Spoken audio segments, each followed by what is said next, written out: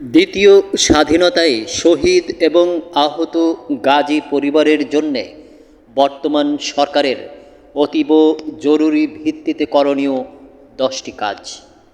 1 নম্বর, 2 সপ্তাহের মধ্যে পূর্ণাঙ্গ তালিকা প্রণয়ন। সর্বোচ্চ আগামী 2 সপ্তাহের মধ্যে সকল শহীদ ও আহত গাজীদের তালিকা প্রণয়নপূর্বক প্রকাশ করতে হবে। 2 নম্বর, 1 সপ্তাহের মধ্যে এমার্জেন্সি আহত গাজীদের উন্নত চিকিৎসার জন্য বিদেশে পাঠানো। সর্বোচ্চ 1 সপ্তাহের মধ্যে ক্রিটিক্যাল আহত গাজীদের উন্নত চিকিৎসার ব্যবস্থা করতে হবে। প্রয়োজনে বিদেশে প্রেরণের উদ্যোগ নিতে হবে।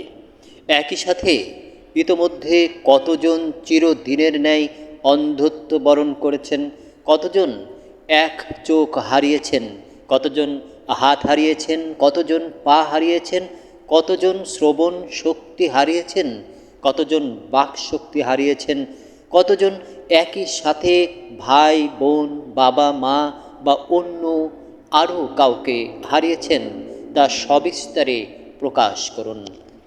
3 নম্বর, প্রত্যেকটি শহীদ এবং আহত গাজীদের পরিবারের দায়িত্ব গ্রহণ। আজ থেকেই প্রত্যেকটি শহীদ এবং আহত গাজী পরিবারের সকল দায়িত্ব পালনের কাজ সরকারকে শুরু করা। 4 নম্বর, এককালীন অর্থ প্রদান।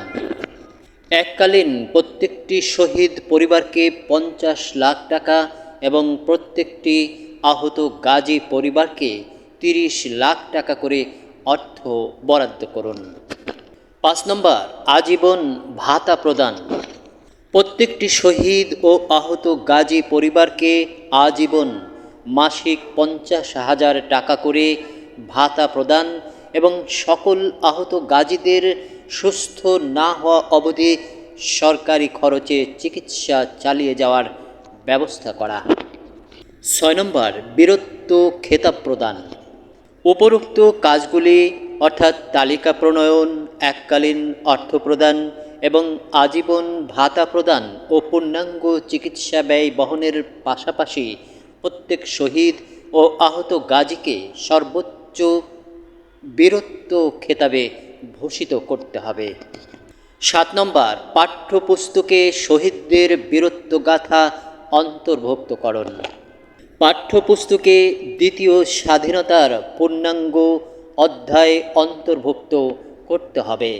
ভবিষ্যৎ প্রজন্মকে প্রকৃত সত্যটা ব্যাপকভাবে জানার সুযোগ করে দিতে হবে।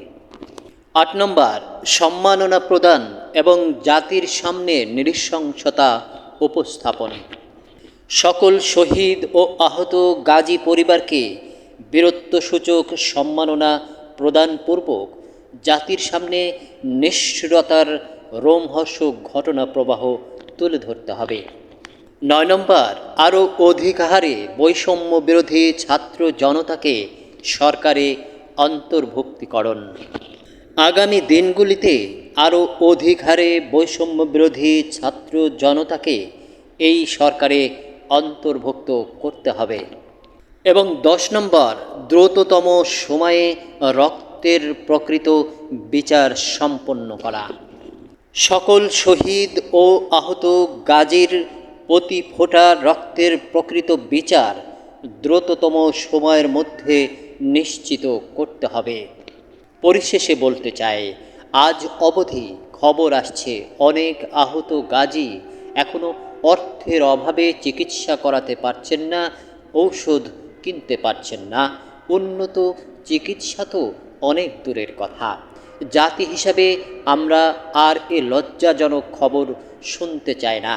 তাই অন্তর্বর্তী সরকারের প্রধান জনাব ডক্টর মোহাম্মদ ইউনূসের কাছে আমার খোলা চিঠি পেশ করলাম।